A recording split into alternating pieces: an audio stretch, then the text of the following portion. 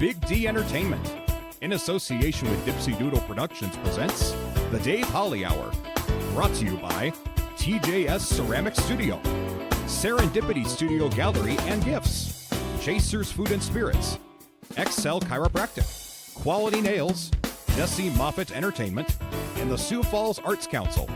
The Dave Holly Hour features Sioux Empire arts and entertainment conversations. A true lover of arts, entertainment, good food, and fun times, including an occasional Jack Daniels.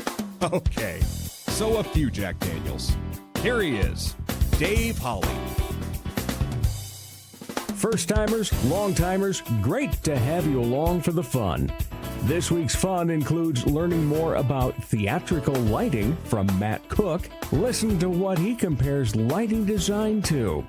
Then we get the details on Monstrous Little Theatre's production of Love and Information from director Jeff Larsen and actor Emily Wilson. The show runs April 25th through the 27th. But first, let's pop the cork on this bubbly little show.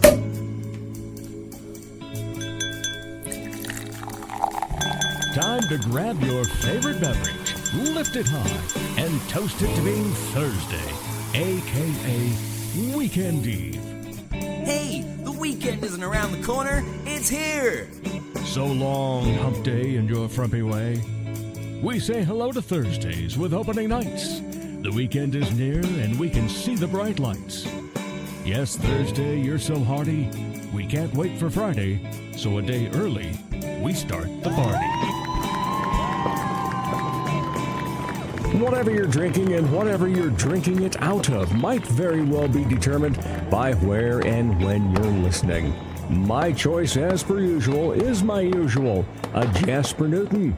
It's Jack Daniels Diet Coke with the lime. For you, whether it's a cup of coffee, a spot of tea, glass of milk, bottle of water, mug of beer, cocktail, glass of wine, or a flute of champagne, lift it high and toast to that lovable guy that voices the open and close to this show, Zach Dresch. But today we toast Zach for being the local last comic standing. Last Friday, he won that. Congratulations. Love you, buddy. You are my friend, and I appreciate you so much for everything you do. Cheers to you, Zach Dresch.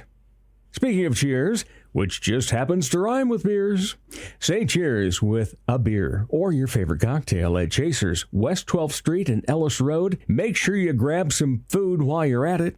Join me on Monday nights for Dave Holly Hour Trivia starting at 7. We don't have a theme yet for Monday, so pay attention to the Dave Holly Hour Facebook page. We'll post it there, which makes it also pop up on Instagram. Honorable mention. What over the past week made Dave laugh, guffaw, chuckle, chortle, giggle, smile, or maybe even shed a tear of joy? Premier Playhouse's version of Oklahoma was not just O-K-L-A-H-O-M-A, it was G-R-E-A-T. Thoroughly enjoyed the production on opening night. Didn't have time to greet the cast afterward. Time-wise was a situation. And the number of people I knew that were in the cast, so I still need to get some bravo messages out there. If you missed it last weekend, not to fear, it runs this weekend as well, and I highly recommend it. Later, we talk with Monstrous Little Theatre director Jeff Larsen and actor Emily Wilson. In just a few minutes, we learn more about stage lighting with Matt Cook on the Dave Holly Hour. Take in the great works at Serendipity Studio and Gift Gallery in the Shriver Building. So many great works for regional artists.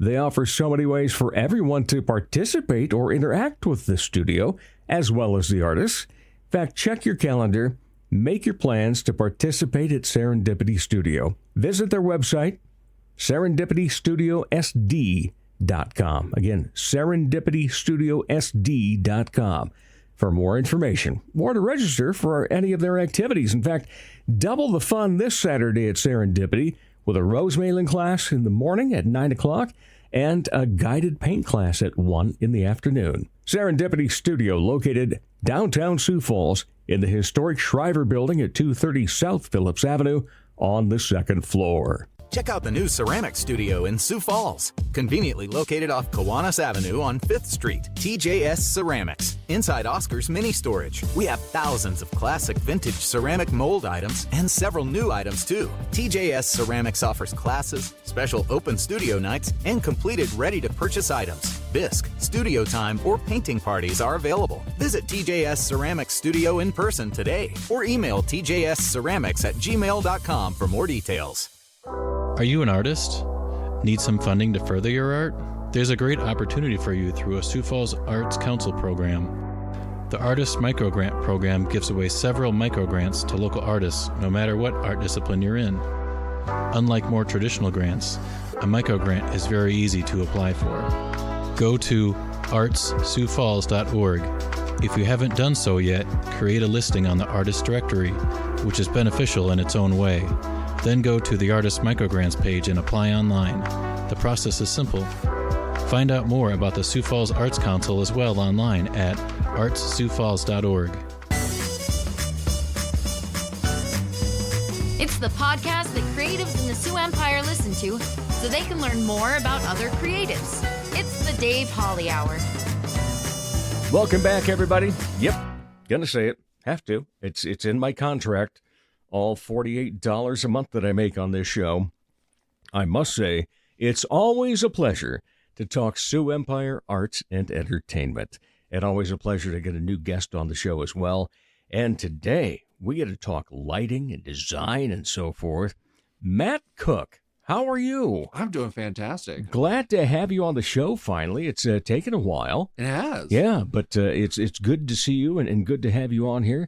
And I caught you in between things. Yes, you did. You've got a busy month ahead, yes, if not longer. Yes, so right now is when all the spring productions are between collegiate and the local productions. Everybody's doing their spring shows. So I'm hopping back and forth between University of Sioux Falls with Big Fish, Goodnight Theater Collective. I do lighting for local dance studio, Ballerina Dance Studios. So I am in Tech Week for the next month. Tech month for you then. Yeah. What do you enjoy about it though? It's for me, lighting I describe as the water in a fish tank. Oh. Without it, it's nothing. Like but you need it. Right. If the lighting is good, it's like the water is clean and it makes everything else shine and it brings out about the magic. Versus like if the lighting is gone, one, everything looks terrible, and two, if it's dirty, it hides everything else. Yeah. So if it's good, if it's clean, if it's fun, you're never gonna notice it. So lighting to me was kind of something I fell into. I did not start in lighting.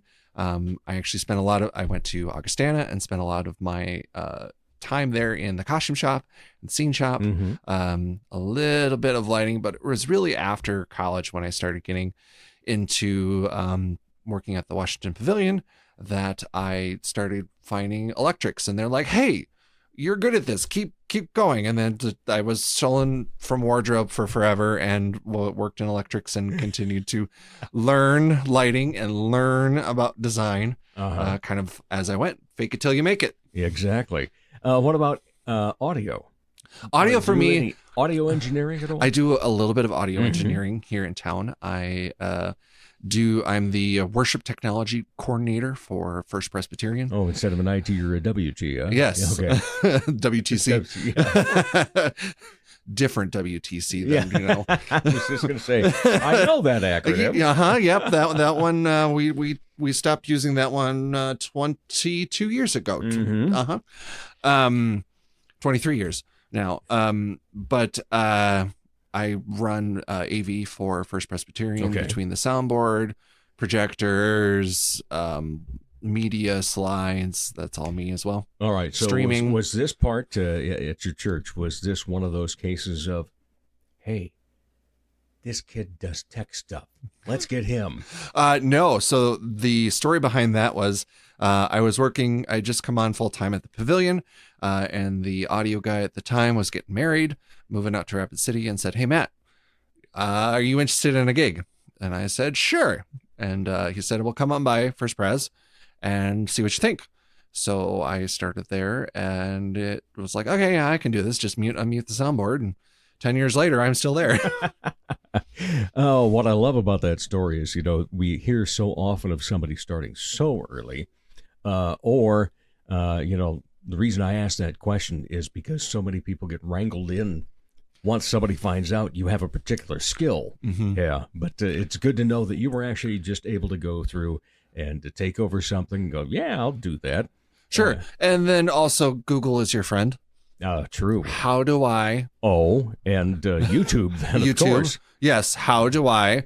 Because, why read instruction manuals when you could just watch YouTube videos? Yeah, get a 6-minute video and you're set to go. Yep. I'm a pro now. Obviously, Yeah. I know exactly what I'm doing all the time. Never make any mistakes. Never. Perfect. So you started doing this at the Pavilion then? Yes. All right. So well, actually, backing up to that, my first gig out of college, I spent a summer at the Black Hills Playhouse. Oh, wonderful. My niece was there last year. It's a fantastic place.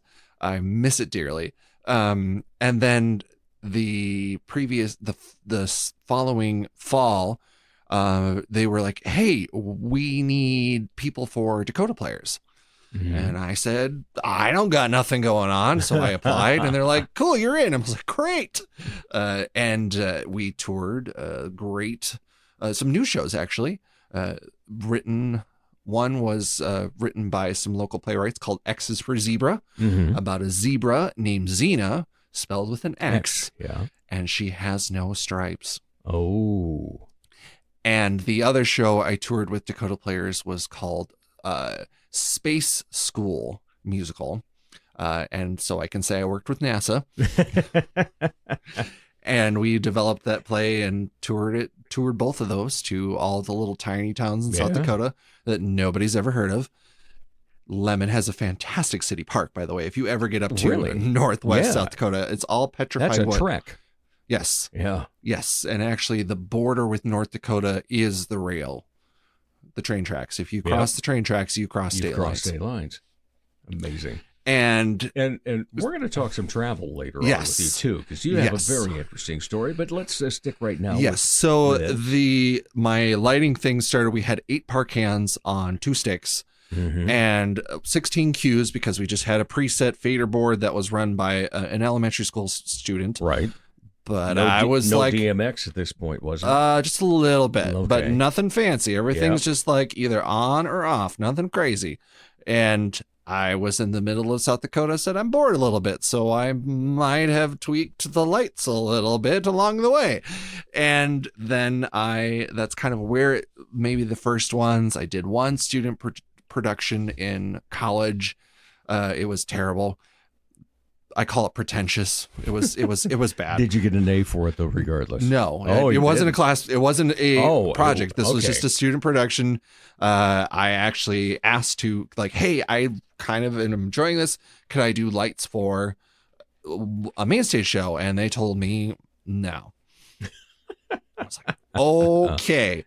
So then I started back at the Pavilion and electrics, and that's when it really started because I was setting up Broadway. I was running local high school concerts, symphony concerts. I was kind of one of the go-to guys for the symphony at the time for on tech, everything. And then I got my first kind of design gig through that was a different dance studio here in town. They were like, hey, we need a designer. And I said, cool, I'll do it. And I literally went home and Googled how to light dance because I didn't have a clue. And I found this article. I can't find it anymore. It was by a professor from NSU in Aberdeen. And it talked about all the different lighting positions. In lighting, we talk about high sides, mid sides, low sides, shins, all these different lighting positions. And I was like, this is great. So then I walked into the first kind of meeting with the studio owner and I was like, oh, I know lingo now. And just from there, I've just kept lighting and finding more and more of a home in electrics. Yeah. You know, it's funny when you talk about lighting. I love that analogy that you had that, you know, it's like the water in a fishbowl. Because when I was in college at Southwest Minnesota State and was taking radio and television and a little bit of theater, when it came to our TV productions and they'd get critiqued and the whole class would take a look at it and so forth. And then the professor would ask you, whoever, you know, produced it, said, what would you do differently? And every single one of us always knew the correct answer was to say, more lights. Lighting for film and camera is a pain. That's not my favorite. Well, is it a pain to do a Broadway show, though? I mean, well, what do you have to hang and everything? Well, you're hanging... in Broadway, you might be hanging upwards of 100 lights. And how 120. high? Usually trim heights are 30 feet in the air. A lot of times, depending on what you're doing, there's ways to compensate for the fact that you're not in a lift or something 30 feet in the air, especially now with new technology, moving lights, LEDs. True. You don't have to make up your mind ahead of time. You can just sit at your little lighting board and go up, move it to the left, move it to the right, done. As opposed to getting out a ladder or a lift and going out and tweaking it. Or has to be a huge time saver. It's a huge time saver. Or at some theaters, you can't work with a lift or some other situation. So sometimes you have to do what's called bounce focus, where you literally bring the lights in and out, in and out, in and out, adjust them just a little bit every time, trying to get closer until eventually you're like, good enough. I teach over at USF, and I tell my students at some point, ish is fine.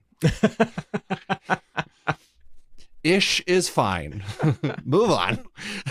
All right, so let's talk about you being an instructor. The things that you've learned, and you admit that basically it was a lot of Googling. How do I? How do you pass that along at a collegiate level? Yeah, so at USF, we have 2 main stage shows a year, and I kind of serve in 2 roles for that.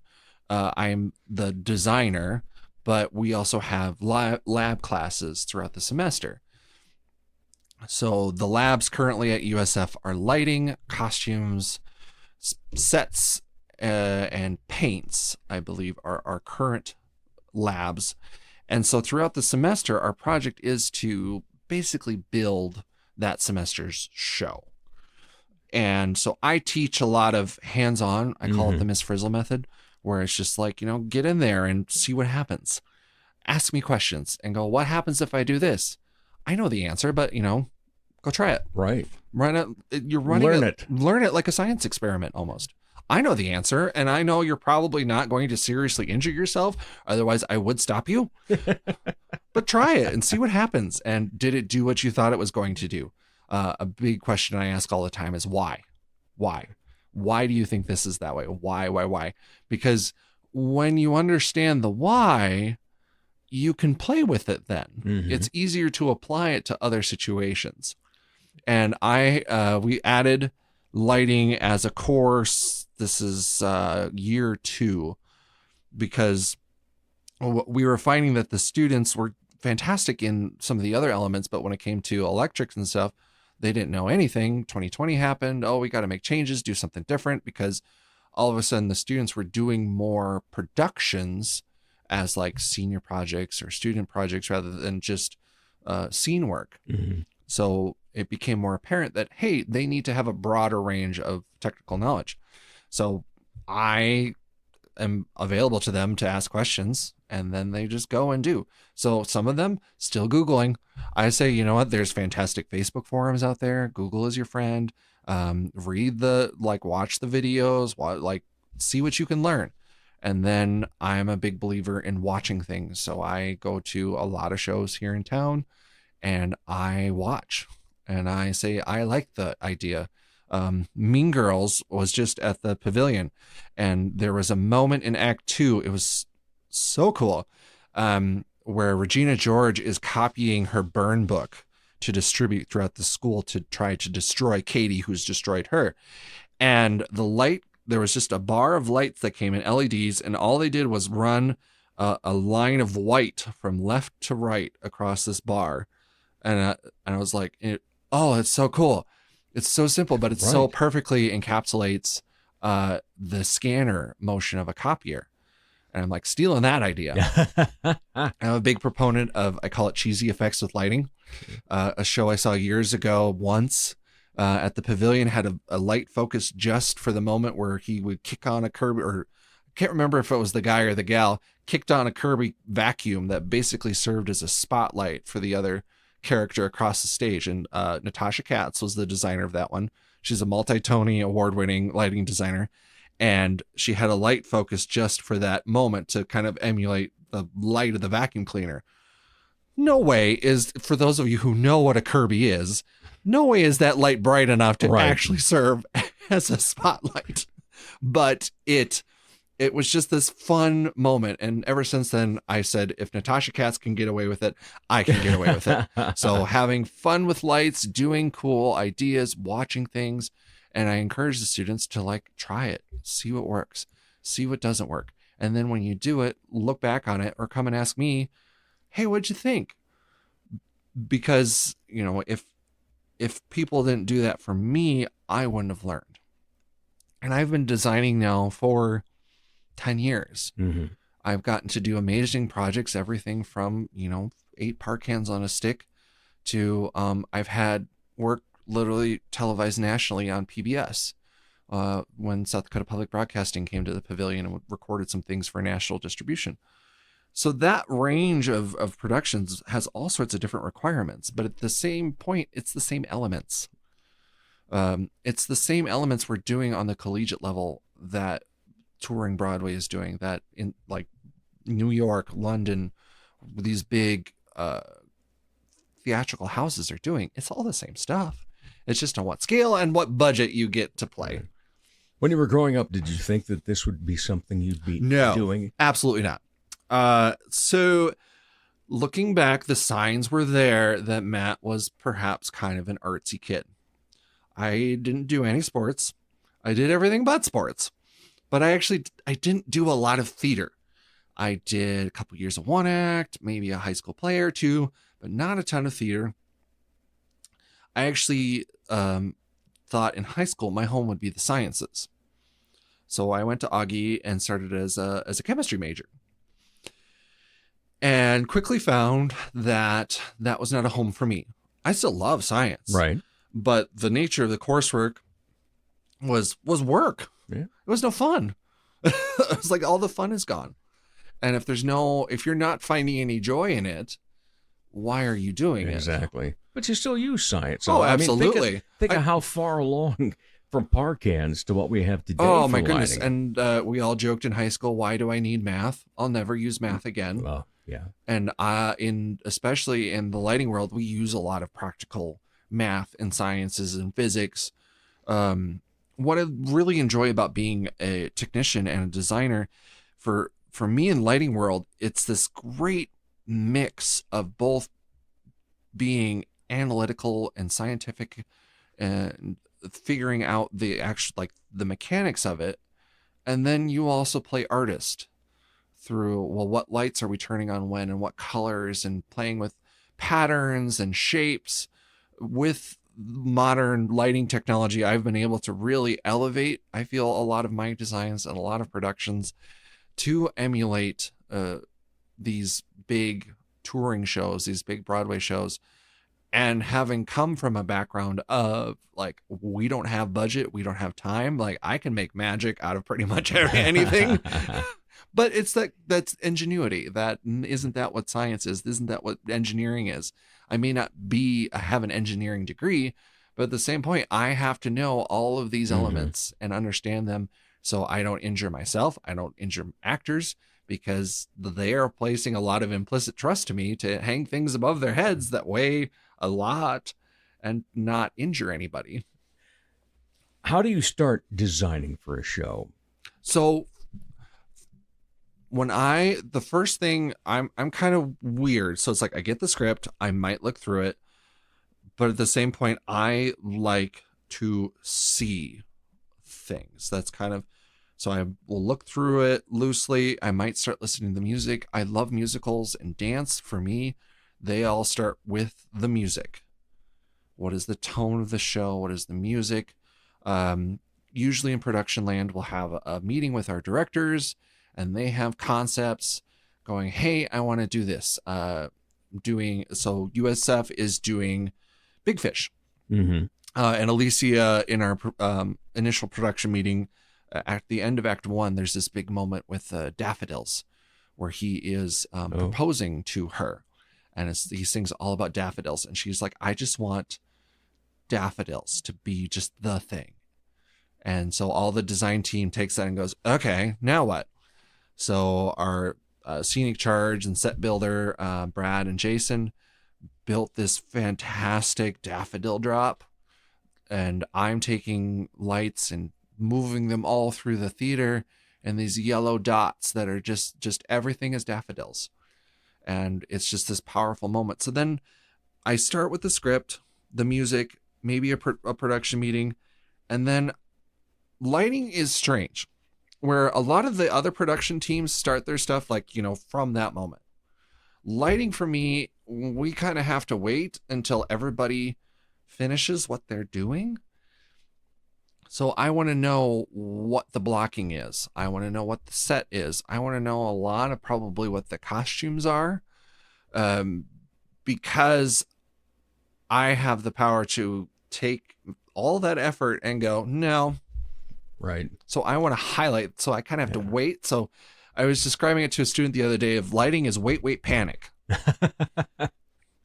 Where we do oftentimes 6 weeks worth of work in 6 days, because we're waiting till all these other elements are mostly done.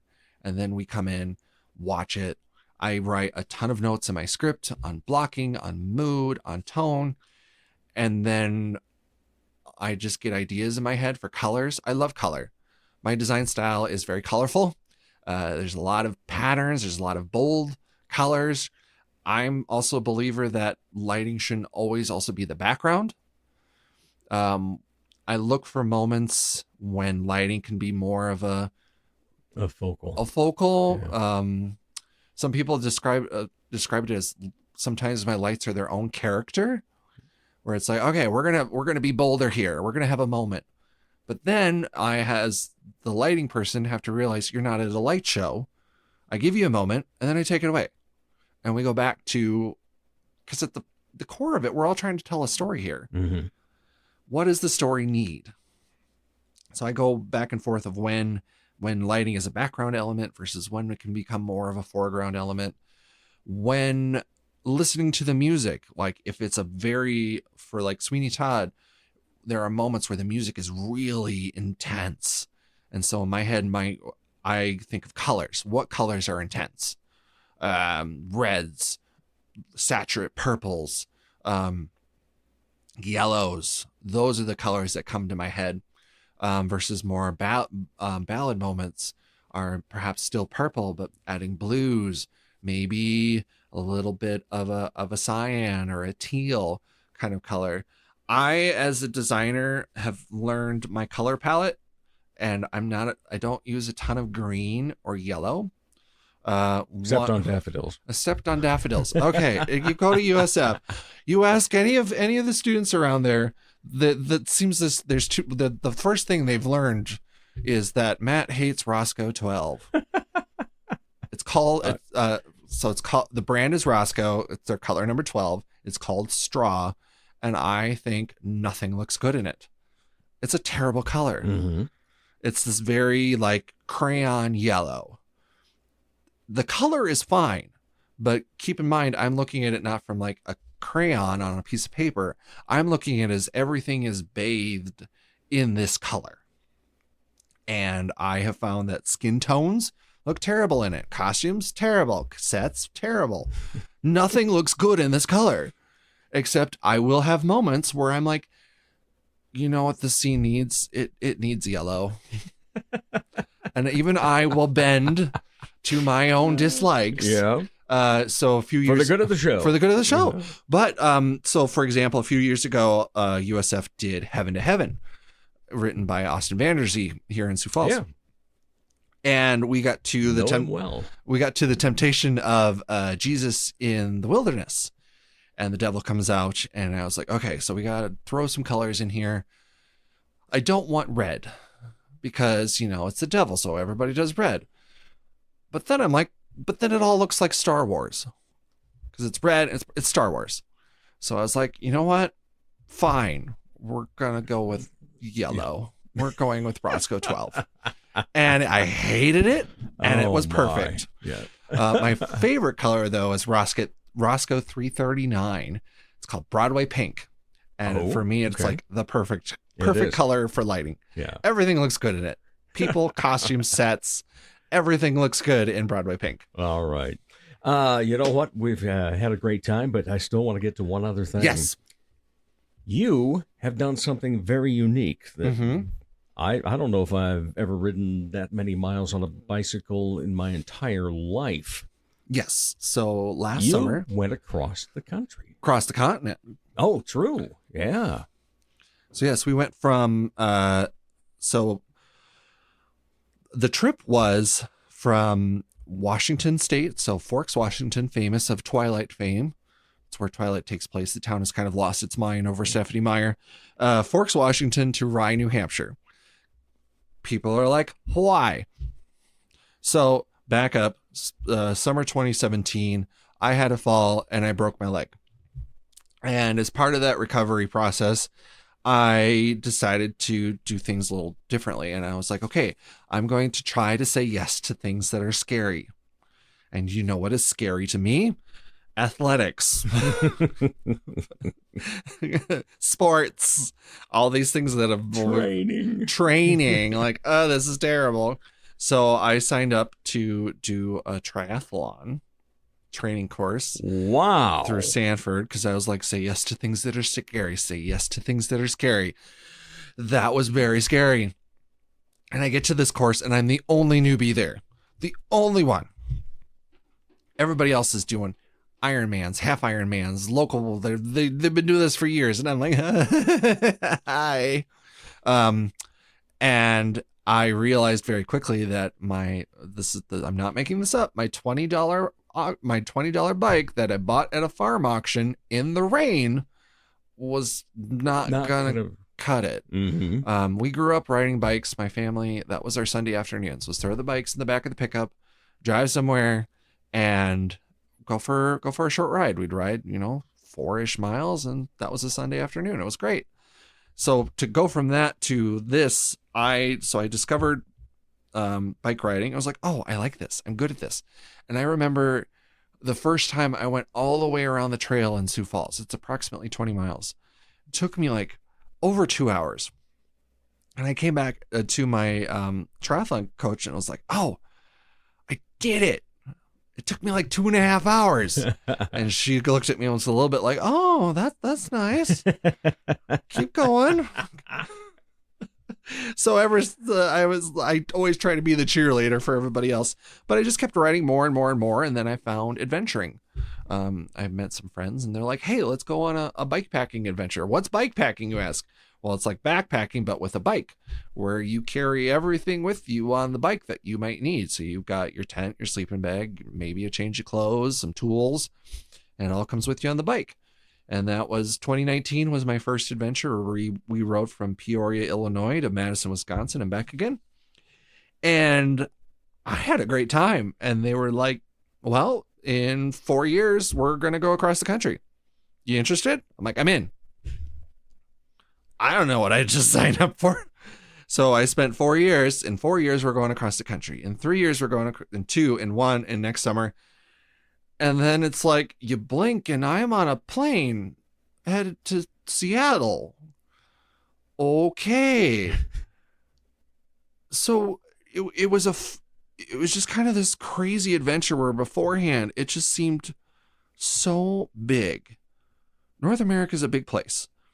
And as I'm doing it, like every day, I'm trying as hard as I can to be present, to pay attention, to notice things. I have 1,000 pictures on my phone, it seems. And I look back through them and go, did I do that? Because like coming back, it's still like, it still seems so big. to stand on on the West Coast in the Pacific Ocean and face east and go somewhere over there is another ocean. And we were riding, averaging probably about 70 miles a day.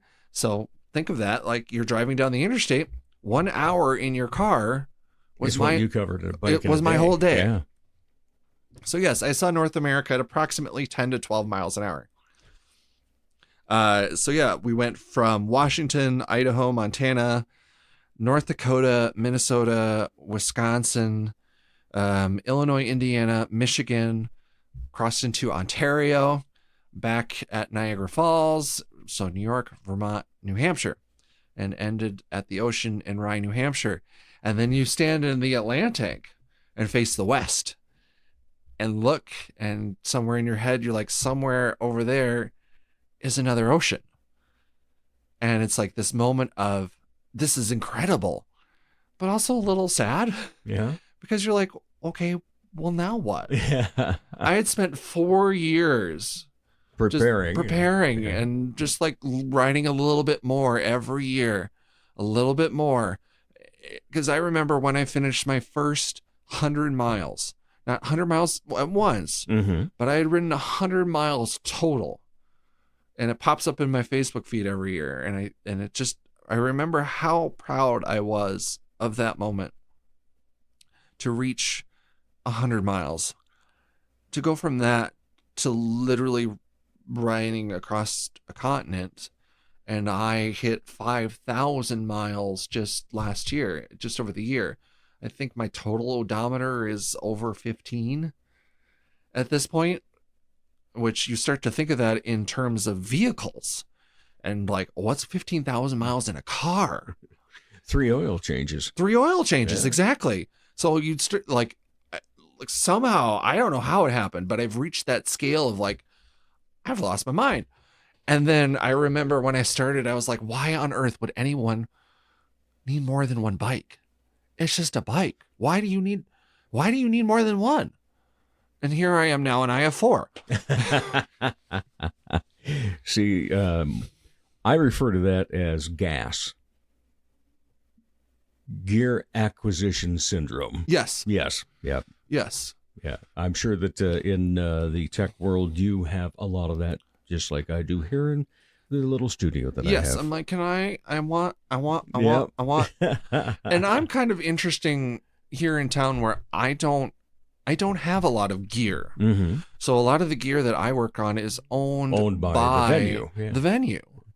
So I get to play with different equipment, different boards, different this all the time. And back to Google. And back to Google. Like, how do I, what about? And that's one of the things that's really exciting about the creative world is I think there's a lot of willingness to share. True. Like, Very hey, much so. I thought of this fun idea. Oh, hey, I got this.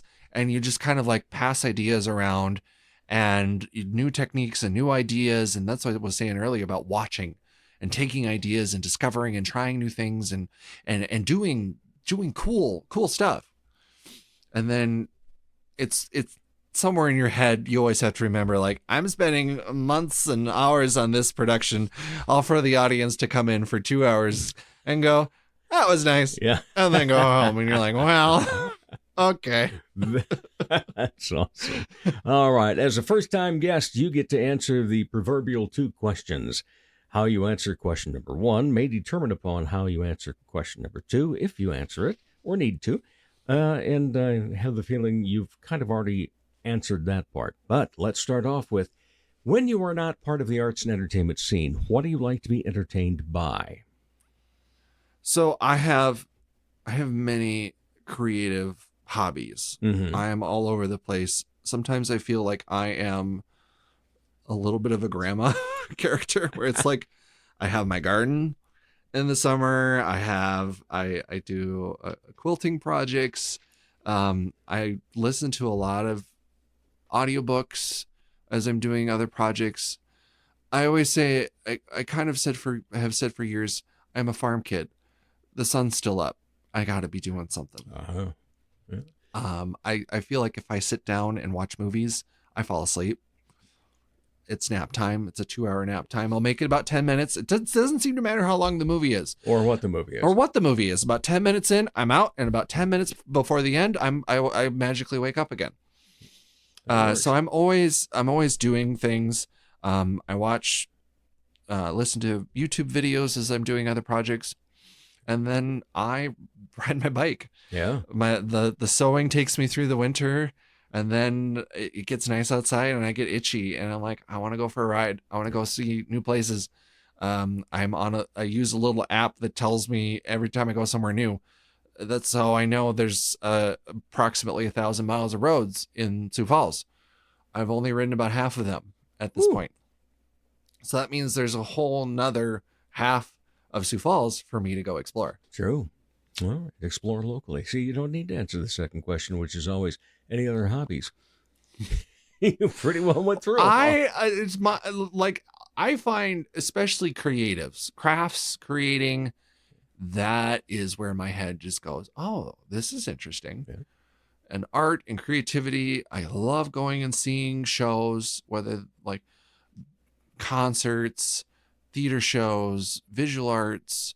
I always love craft or creativity projects, or when I can see craft in them. This may make more sense with like visual arts, is you might not always understand it or get it, but you feel something. I can see the craft in it. Mm-hmm. I can see the skill and the care. And that is something I really, really enjoy, is when because when you can see that there was a human touch to this. I was just saying this the other day with like the rise of AI, and now AI and visual mediums, especially digital mediums, and like now AI music is coming around. I don't like it. Yeah. I still love the human touch. And for me, I was still looking at, I said, theater is still real. Theater to me is kind of magic. There's no take two. Right.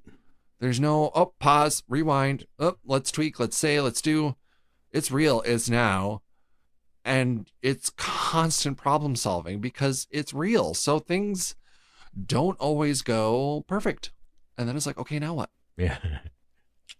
All righty. Matt Cook, it has been a pleasure to have you on the show. Great to get to know you a little bit more, and look forward to more great things in the lighting world now that I can think of it as the water in a fish tank.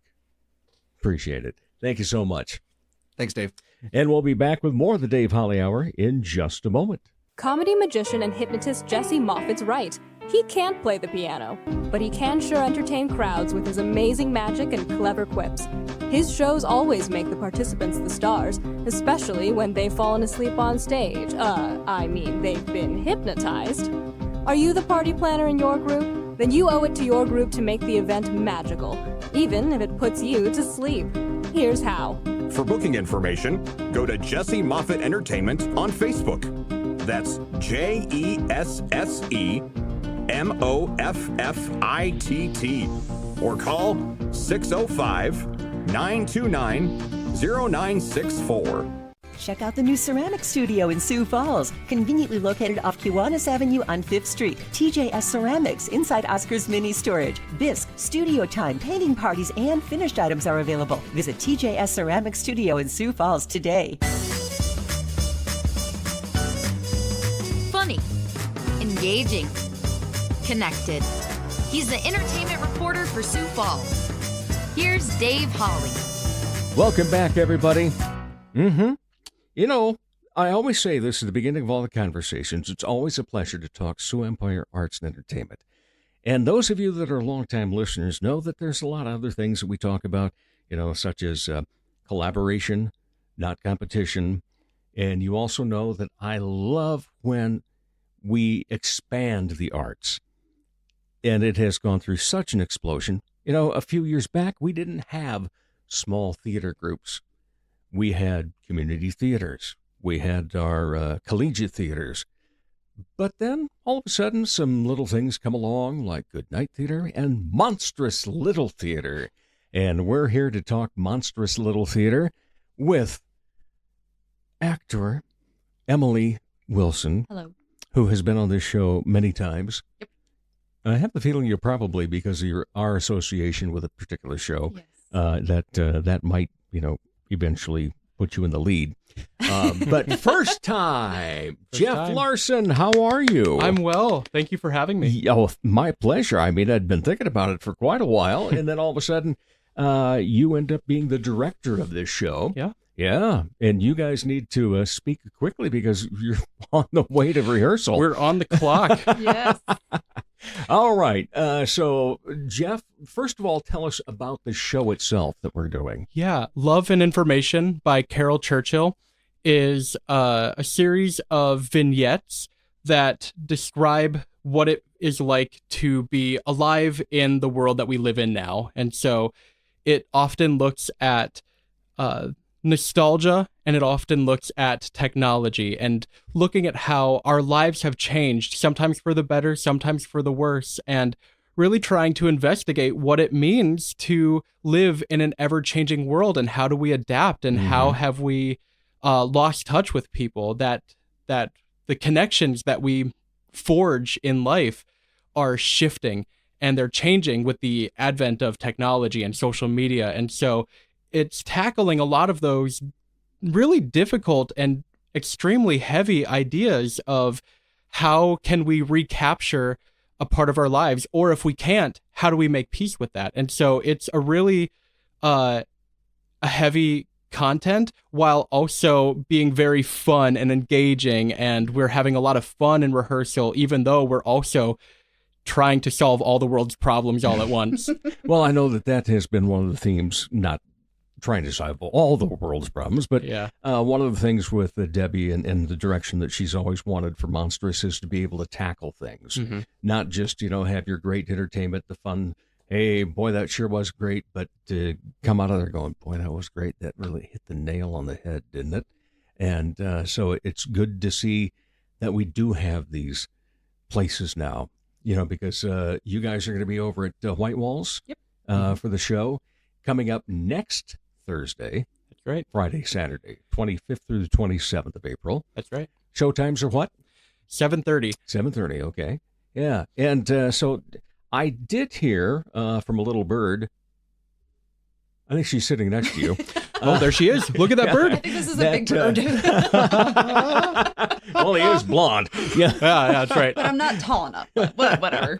That this was an interesting thing to get into because you could have had a cast of like 2, or you could have had a cast of like 25. Yeah. Yeah, a cast of 2 would have felt very daunting for those 2 actors, and a cast of 25 I felt would have been very limiting in scope for the actors. And so I felt that 8 was a really solid number for this show because it allowed everybody to explore a variety of different ideas and different scenes and working together with, I think you have a chance to work with everybody else in the show. And that's really special that we have the opportunity to create a true ensemble without feeling like it's too large in scope or that it's too small in scope. I think we found the right number. Okay. And was that based, well, first of all, you said you kind of had the number 8 in mind, but was there some correlation to how many people auditioned as well? I think I always had around 8 in mind, and I was hoping, please let there be at least 8 people and let those 8 people be really, really good. And we luckily had so many more than 8 really talented people audition for the show. And so, it's one of the hardest parts of directing a show is figuring out how to cast it. But once you have the people in the room, that's when the magic starts. And so 95% of the director's job is getting the cast list correct. Yeah. And, being able to work with talented people for the first time or being able to work with really talented people. Once again, I've worked with Emily quite a few times in the past. And so having the chance to build something new with these people and build an entirely unique experience that will never be had again is truly special. Looking forward to this. I'm very intrigued by it. So so information, obviously, we know where that part of the title comes from.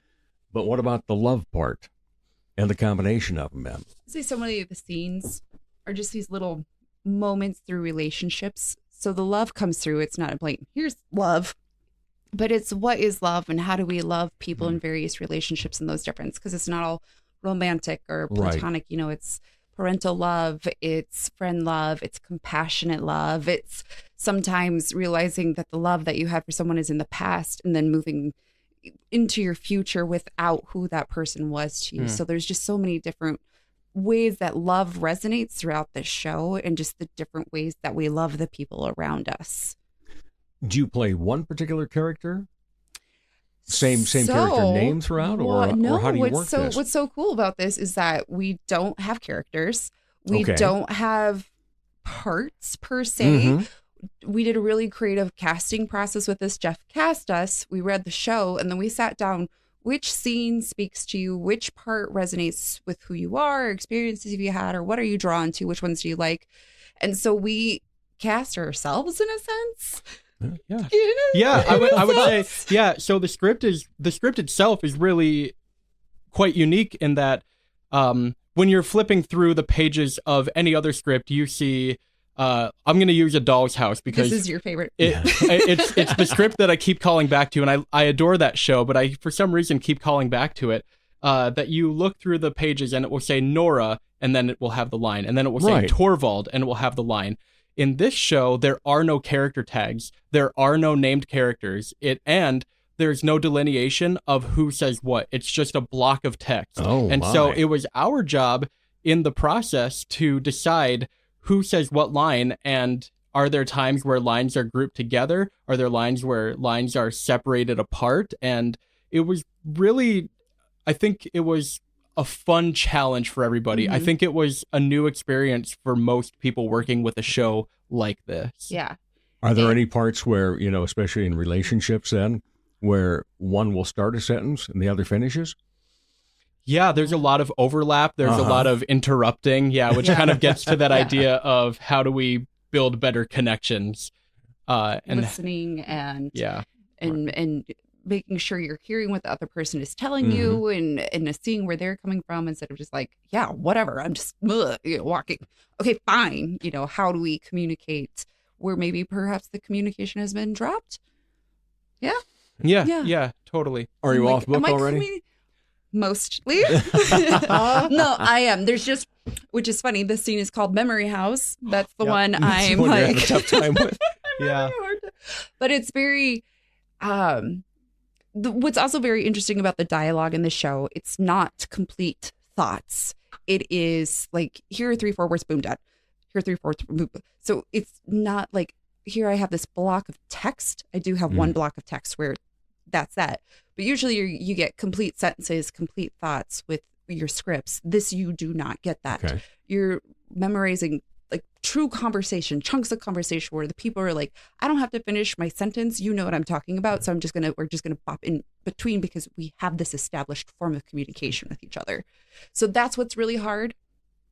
And then in the Memory House, like there's just like, it doesn't have a flow or a rhythm. It's a pattern of remembering things. And then like the flow of memorizing things triggers a memory, which triggers this, which is all these different things. So it's kind of, and then you loop around. So it's just this funky pattern because a lot of times you can get into a rhythm of understanding your script, your scene, where things are going. So it's much easier. You get this pattern, and this does not follow that. So it's been a very tricky memorization process because it's so different. Right. Yeah. Yeah. And part of that too, and it's difficult to ascribe a specific intention to the playwright, but it feels certainly to me that part of this show is about the deconstruction of human connection, especially, like we said, with the advent of technology. And so we see where we once had full thoughts that had proper punctuation and had a very theatrical back and forth in that I say something and now you say something and I respond to what you said.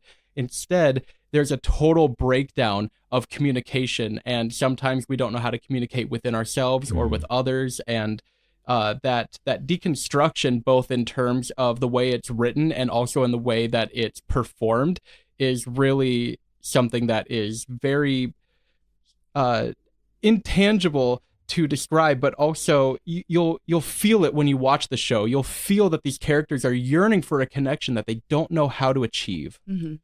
So what you're saying is you can actually communicate without emojis?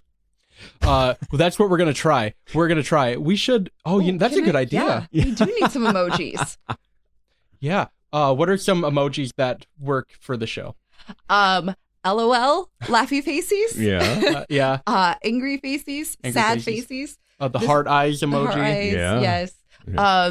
Broken heart. Broken heart. The crying emoji. Crying emoji. Yeah. Oh, the one scene with See, Tom here and comes the Nancy. information Broken part coming heart. right back. Yeah, I know, do it yeah. then, Yeah. Yeah. And Chicken emoji. Oh, a chicken emoji. You'll have to find out what that means. Yes. A A snail emoji. A snail emoji.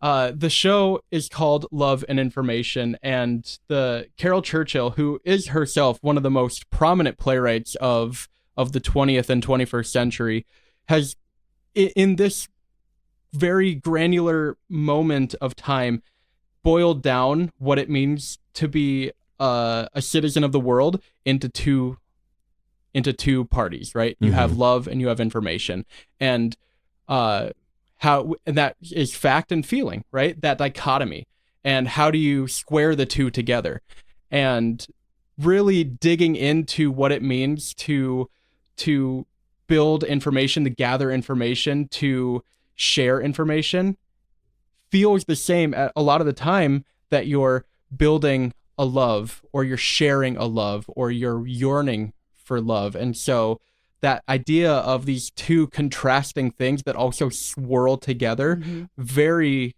very compelling. Was it easy to just let the cast go on this? Or were you like, yeah, okay, you Jeff can try has made that. this a very but- collaborative process. Yeah. Because the whole time he's like, no, this is your show. This is our show.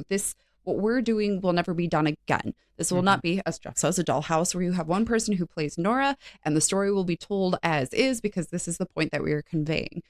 The interpretation of this is left up to who we are as performers, directors, people, and our experiences and how they're interpreting it based on what's going on in our lives, what's happening in the world around us, what's currently influencing us.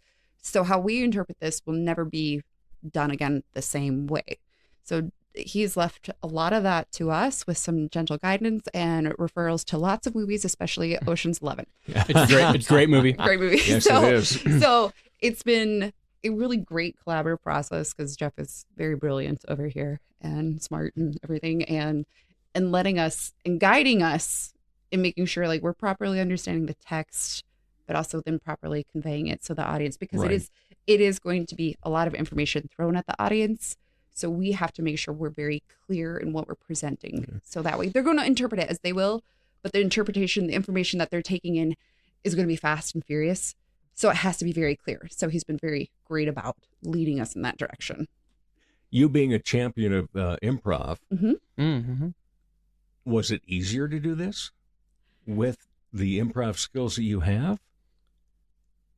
I think trying different things, approaching it differently, those improv skills are like, well, let me think of it this way, or let me approach something this way, rather than like, hey, I'm going to just do what you're telling me all the time. So Yeah, and I will say from an outside perspective that improv is an art form built around choice and built around making choices and quick choices. But theater is an art form that's built around the ability to revise and repeat, right? That you can take a choice and work with it and play with it, mold it. And if it doesn't work, you can try something else. And ultimately, every time you make a choice, you are destroying any other possibility that could have gone in that place. But the beautiful thing about blending the two forms is that while you do disregard the other possibilities by making one choice in the moment, you can go back and you can say, well, that worked here, but it didn't work here. So you can build a world that feels correct to us. And something that you said earlier really struck me, that while we are trying to put our own lives and our own experiences into the show, we are also very understanding that the audience is going to derive their own meaning from the show, which means that there will be conflicting informations in the room during a scene. And that's, I think, part of the beauty of the show is that it's so difficult to nail down that I think we've stopped trying to make the definitive choice because we know that this is the choice that works for us. Do you see the show change nightly in rehearsals? Sometimes it does, yeah, and I welcome that. There will come a time where I say, all right, we have to know what we're gonna do, but you're also leaving certain moments to let us just kind of play with as we go. Just know, like, we're gonna play with this here, react appropriately. So. Yeah. I always believe that, and especially in a production like this, so long as everybody is treating each other with respect and with their proper boundaries, which they all are because they're all fantastic people and very talented people that really love and care for each other and have that immense respect every time they walk into the room. But so long as they are respecting those boundaries, everything's on the table, as long as we're doing the scene that works for us. And so if something comes up where we say, oh, you know what? It's not working for these characters to be lovers anymore. Maybe they're a mother-daughter relationship now. We can try that. All right. So the show is Love and Information coming up next Thursday through Saturday, April 25th through the 27th at White Wall Sessions. Which is a last stop CD shop down in the basement. A great, fun little spot. In fact, I saw you in a play there once. Right. And showtime again? 7:30 p.m. And how about getting tickets? Yeah, you can visit our website or you can go to our social media page. You can find us on Facebook and Instagram.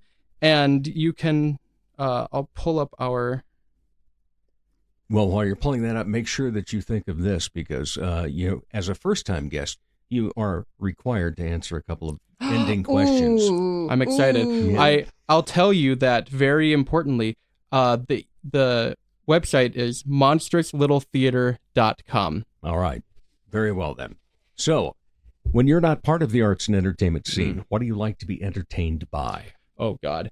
So I love movies so much, as Emily has already expressed. I really do love movies, and I'm a huge movie buff, but I'm also a huge awards season buff, so I love the Oscars. I'm always into the biggest movies of the year. I love those, and of course the blockbusters. Yeah. I'm also a huge sports fan, and I hate to sow divisions between us already, but I know you're a Cubs fan, and I'm a huge Cardinals fan. Ooh. I know. I know.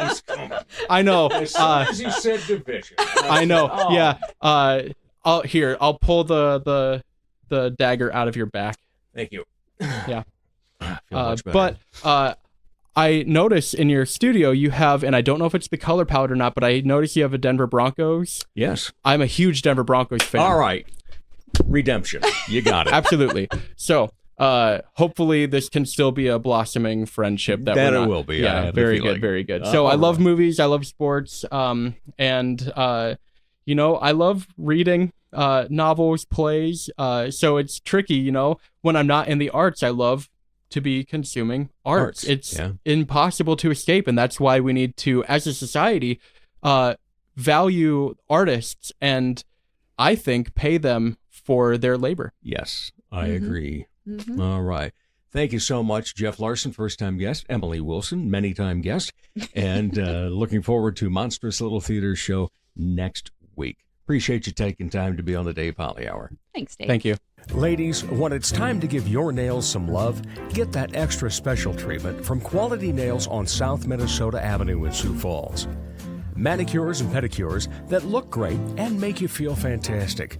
Zaya and Tony provide professional care for your hands and feet, whether you just want the basics or an extra special look with added flair.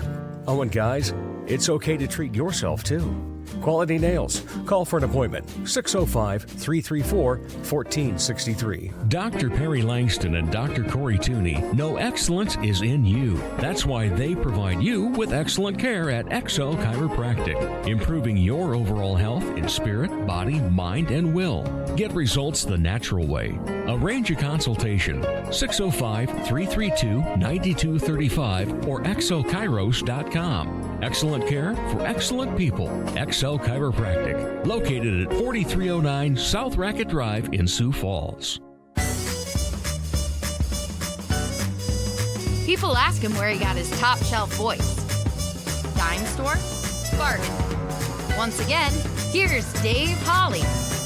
Thanks again to my great guests, Matt Cook and Jeff Larsen and Emily Wilson. As always, the biggest thank you goes to each of you for listening, downloading, sharing, following. Don't forget to follow Dave Holly Hour on Facebook and Instagram. For all 225 episodes, go online, davehollyhour.com. While you're on that site, use the search function. You can look up your favorite artist to see if they've been on the show before. You find that episode, you go back to it, listen anytime. In fact, you can listen to all 225 if you'd like. It would be greatly appreciated. As the Sioux Falls Arts Council says, together we art. As Arts of South Dakota says, home is where the art is. As I say, put some art in your heart. Remember, I'm Dave Holly, and for me, every day is a holiday. The Dave Holly Hour has been brought to you by TJS Ceramic Studio, Serendipity Studio Gallery and Gifts, Chasers Food and Spirits, XL Chiropractic, Quality Nails, Jesse Moffitt Entertainment, and the Sioux Falls Arts Council. If you would like to contribute to the continued success of this podcast, simply buy Dave a cup of coffee. Go to davehollyhour.com and click on the coffee cup icon. Don't forget to stay up to date on the show by following on Instagram and Facebook. The Dave Holly Hour is produced in the Dipsy Doodle Studios by Big D Entertainment. Thanks for listening.